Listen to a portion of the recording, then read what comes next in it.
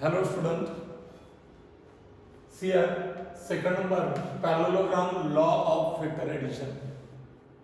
पहिला आपण triangle law of vector addition याच्यामध्ये काय झालं, दोन वेक्टर होते, त्याचा रिझल्टंट वेक्टर मिळाला होता, फक्त वेक्टर मिळालं होतं, वेक्टर फॉर्म मिळाला होता. पण या ठिकाणी मॅग्निट्यूड जर काढायचं असेल तर parallelogram law of vector addition हा यूज करतो. इथे दोन वेक्टर दिले जातात. या ठिकाणी कन्सिडर या हा वेक्टर पी समजा आणि हा दुसरा वेक्टर क्यू आहे, बरोबर.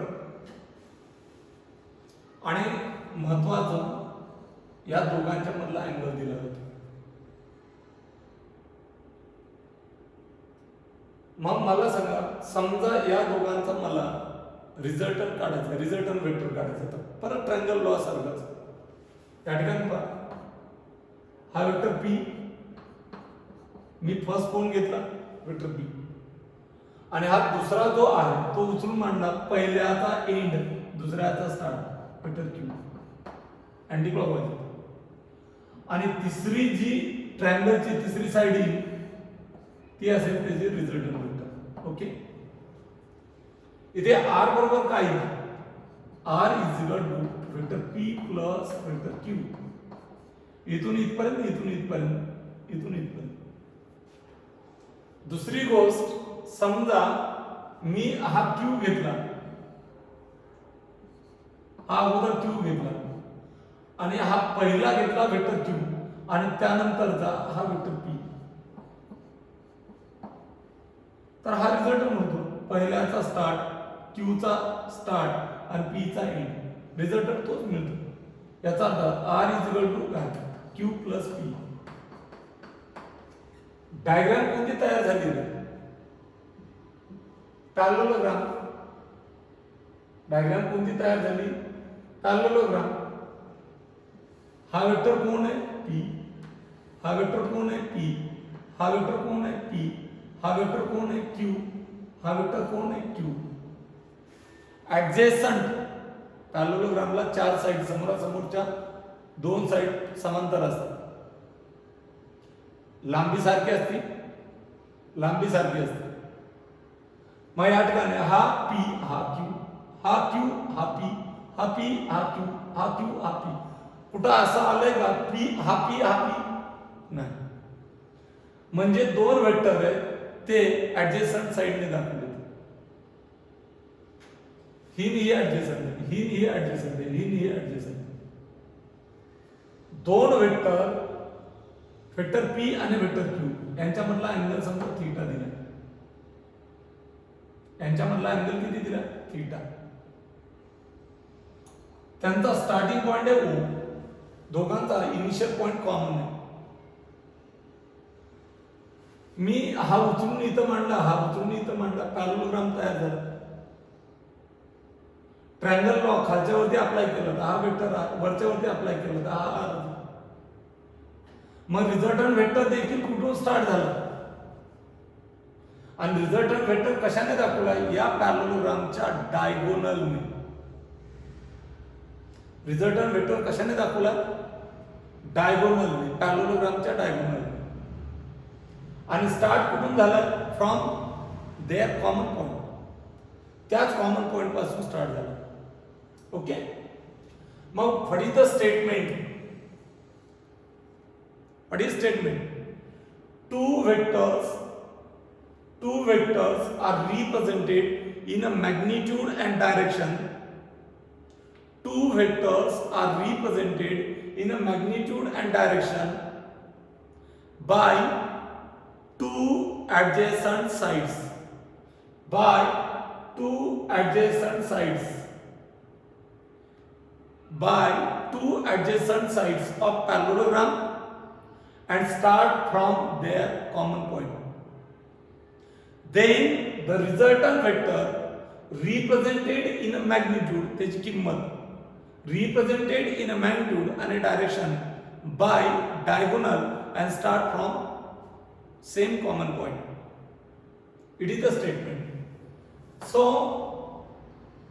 इथं स्टेटमेंट काय लिहिता येईल?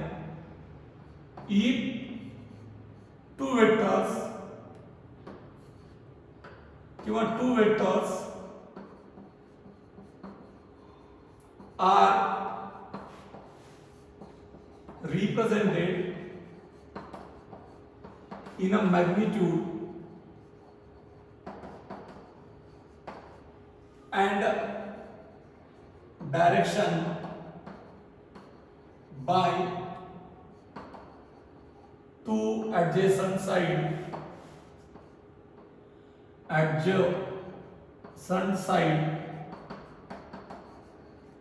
of parallelogram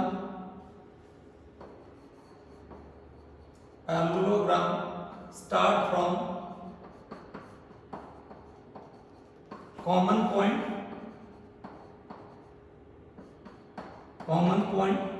and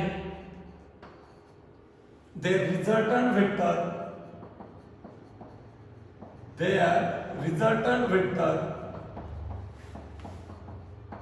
represented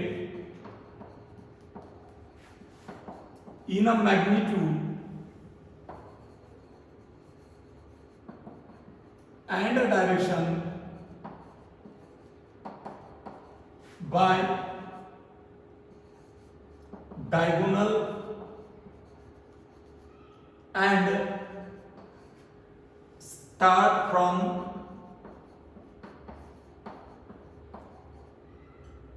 their common point. Okay, two vectors represented in a magnitude and direction by the two adjacent sides of parallelogram and start from त्या दोघांचा common initial point. Then their resultant vector represented in a magnitude and direction by the diagonal and start from same common point. Okay, हा vector resultant vector इकडे जातो कुठे जातो? ही दिशा त्याने पीशी केलेल्या angle वरती डिपेंड आहे. मी अल्फा म्हणतो. अल्फा अँगल काढला म्हणजे वेक्टर आर ची डायरेक्शन मिळते. आर बरोबर काय? Vector R is equal to vector P plus vector Q. पण मॅग्निट्यूड आलाय का? नाही. आपला मॅग्निट्यूड काढायचा. मग दोन वेक्टर मधला अँगल किती? दोन वेक्टर मधला अँगल किती? तर थीटा. याचा मॅग्निट्यूड किती? वेक्टर पी चा मॅग्निट्यूड पी आणि याचा मॅग्निट्यूड किती रे? तर क्यू. त्यांच्यातला अँगल दिला. मग तुम्हाला अँगल त्या दोघांमधला दिला असेल आणि मॅग्निट्यूड माहित होत असेल तर तुम्हाला रिझल्टंट वेक्टरचा मॅग्निट्यूड काढायचा. याच्यासाठी थोडी जॉमेट्री अप्लाय करतो आपण. सी आर या ठिकाणी ओ ए सी बी मी पॅरलेलोग्राम काढला. कोणता काढला? ओ ए सी बी. तुम्ही म्हणता ओबीसी नाही का? तर ओ ए ने वेक्टर पी दाखवला, ओ बी ने वेक्टर क्यू. ऍक्च्युअली हे दोन वेक्टर आहेत. हा वेक्टर उचलून इथं मांडला, हा वेक्टर उचलून इथं मांडला. पॅरलेलोग्राम तयार झाला. हा रिझल्टंट वेक्टर, हा थीटा. ऍक्च्युअली येलो कलरचा दाखवला तो पॅरलेलोग्राम आहे. आणि जॉमेट्रिकल बाकीच्या फिजिकल क्वांटिटी काढण्यासाठी एक्सटेंडेड केलाय मी ओए काय केला? वाढवलाय डॉट डॅश आणि सी वरून परपेंडिक्युलर टाकला. जिथे एकमेकांना टच केलं, इंटरसेक्ट केलं, हे असं हे इंटरसेक्ट इथं केलं, त्याला नाव दिले मी डी. ओके, याच्यात राईट अँगल ट्रायंगल किती दिसतात रे? या डायग्राम मध्ये काटकोन त्रिकोण किती? एक काटकोन त्रिकोण आहे हा एक इथं 90 डिग्री आणि दुसरा काटकोन त्रिकोण आहे हा छोटा. लक्षात आलं? मग या ठिकाणी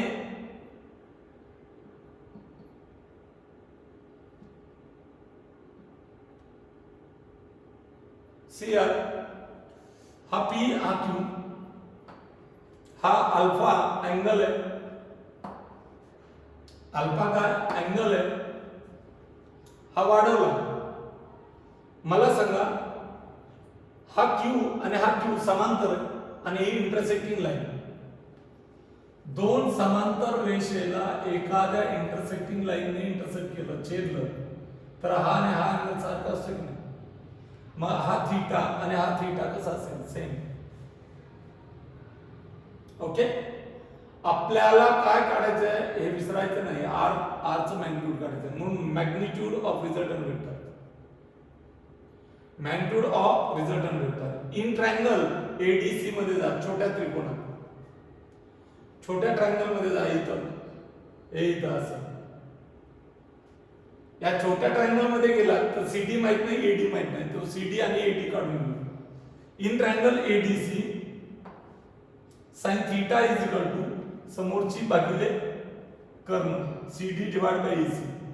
तर CD is equal to AC sin theta. AC काय? वेक्टर एसी नाही म्हणलं, वेक्टर एसी म्हणलं तर या ठिकाणी वेक्टर क्यू, बरोबर ना? पण मी एसी म्हणलं तर मॅग्निट्यूड घेतो, दॅट इज द क्यू.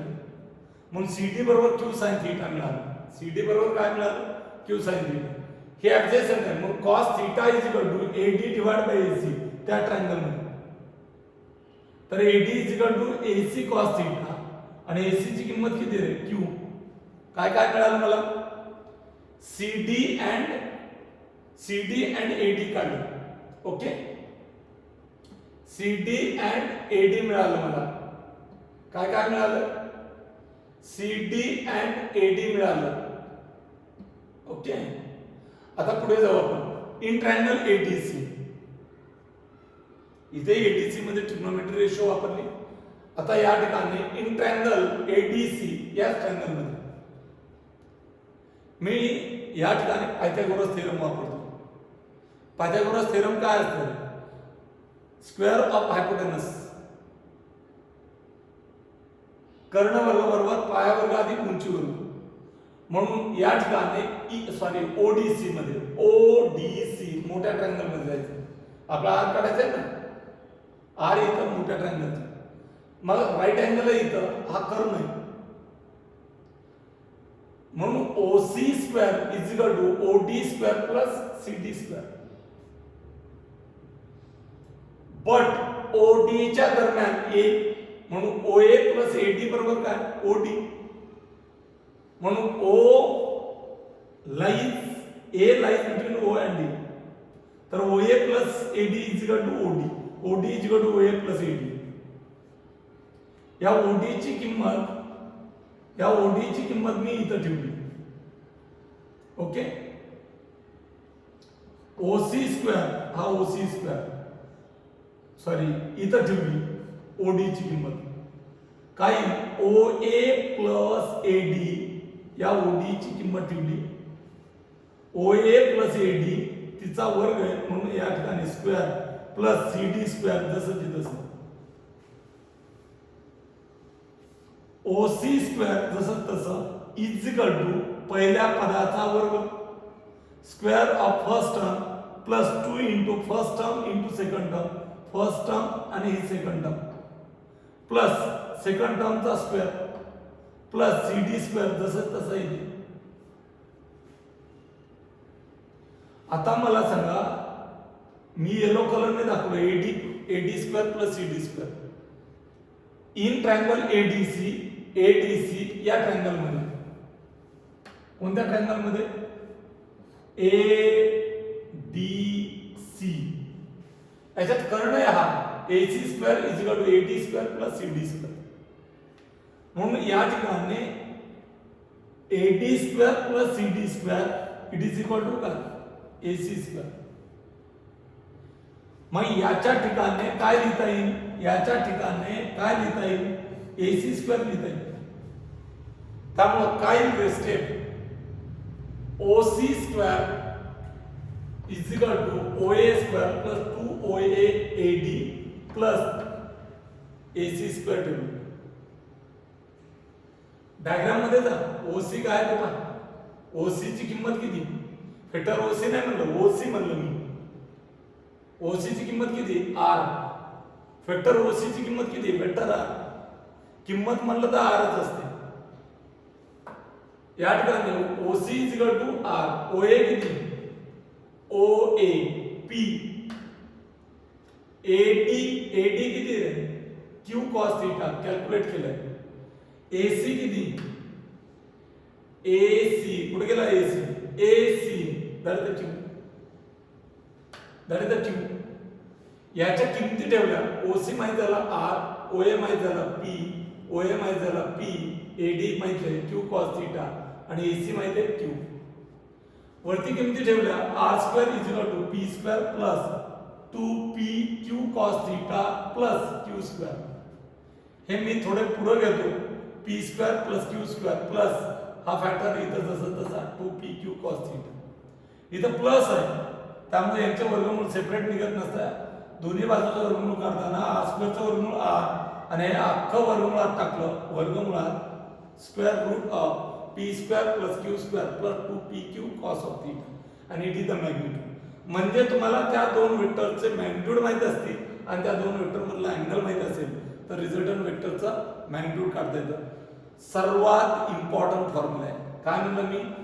हा वेक्टर p असेल आणि हा वेक्टर q असेल आणि हा थीटा असेल तर या ठिकाणी डायग्राम पॅरलोग्रामची पूर्ण करायची म्हणलं तर ही समोरची आणि ही समोरची.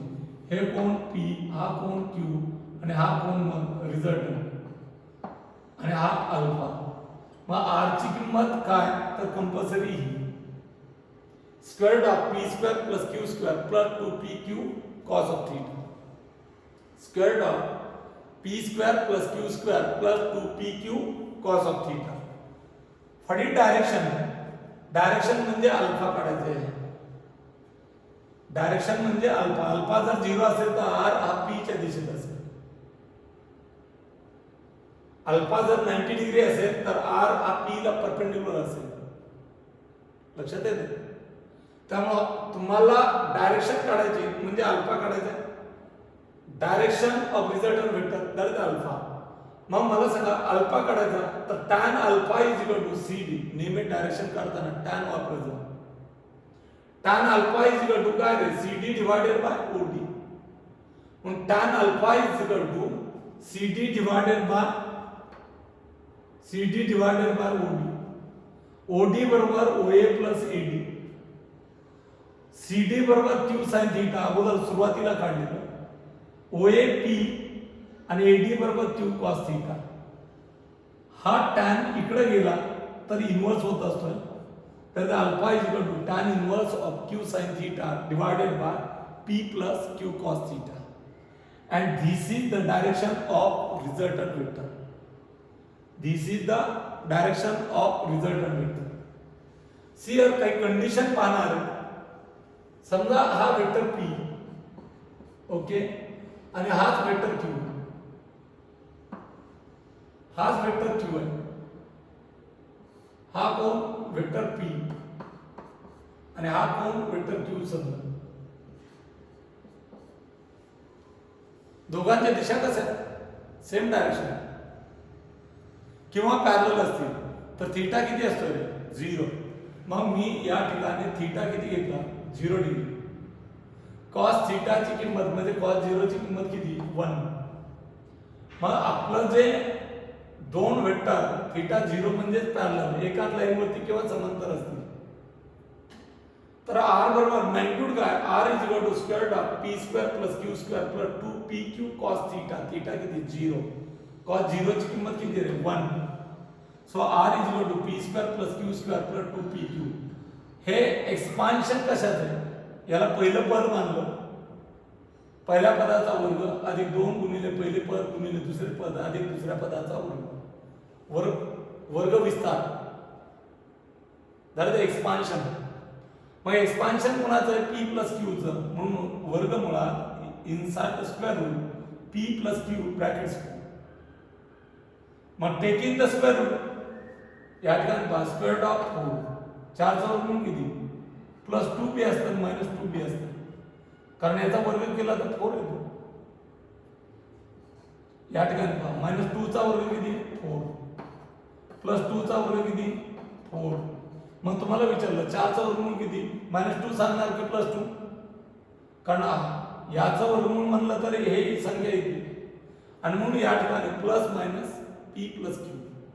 याचा अर्थ हा पी इकडे असेल, हा क्यू इकडे राईट साईडला आहे, त्यावेळेस आर बरोबर पी प्लस क्यू घ्या, दॅट इज द प्लस. हा पी लेफ्टला आहे, हा क्यू लेफ्टला आहे, त्यावेळेस याचा magnitude R is equal to minus, कारण रिझल्टंट इकडे निगेटिव्ह साठी, म्हणून plus minus Q P plus Q घेतो. लक्षात आलं? सेकंड केस, जर दोन वेक्टर परपेंडिक्युलर, समजा या ठिकाणी हा वेक्टर पी आणि हा वेक्टर क्यू आहे, हा vector Q, what is theta? Theta is 90 degree. याचा अर्थ दोन vector perpendicular to each other असतील तर मग थीटा जर 90 डिग्री असेल तर cos 90 ची किंमत किती? 0. cos 90 0, तर इक्वेशन 3 जे आहे r is equal to square root of p square plus q square plus 2pq cos of 90, cos 90 0, हा फॅक्टर पूर्ण 0 होतो, हा फॅक्टर 0 राहिलं काय? r is equal to square root of p square plus q square, r is equal to square root of p square plus q square. तिसरी case आहे, जर हा वेक्टर p इकडे असेल आणि हा वेक्टर q इकडे असेल, म्हणजे हा टोटल अँगल किती दोघांच्या मधला? 180 डिग्री, म्हणजेच किती? Pi radian. बरोबर? जर अपोजिट डायरेक्शन असतील त्याला म्हणतात अँटी पॅरलल.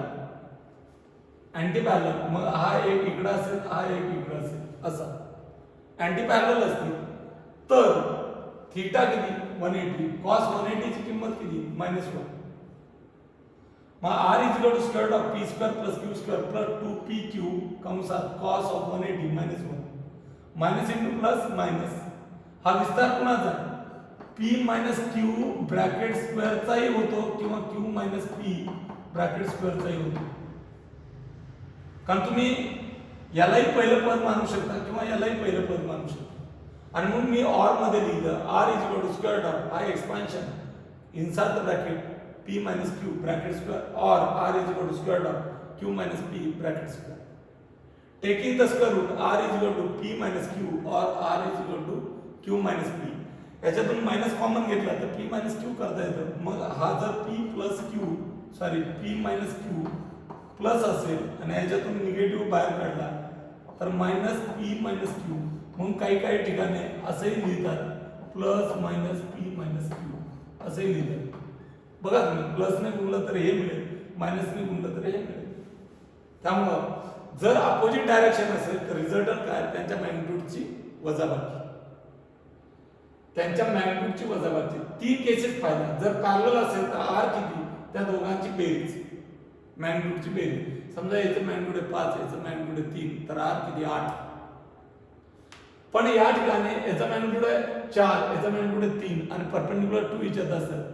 r बरोबर काय? स्क्वेअर रूट ऑफ 4 चौक 16 प्लस 3 त्रिक 9, 16 9 25, 25 चा वर्गमूळ 5. पण जर अपोजिट डायरेक्शन असेल तर r बरोबर काय? वजाबाकी, जो ग्रेटर आहे त्याच्यातून लेस वजा करायचा. समजा p दिला तुम्हाला 10 मॅग्निट्यूड आणि q दिला 3 आणि दोघांच्या मधला अँगल 180 डिग्री असेल तर r किती? p q करायचा, कारण p ग्रेटर दॅन q आहे आणि r ची दिशा जो ग्रेटर असतो त्याच्या दिशेमध्ये येते. 10 minus 3, that is the r is equal to 7. 10 minus 3, that is the r is equal to 7. नंतर या शॉर्ट की सांगितल्या जातील, डायरेक्ट हे फॉर्म्युले तुम्हाला लागतील, तेही समजावून सांगितले जातील. Okay, we can stop here.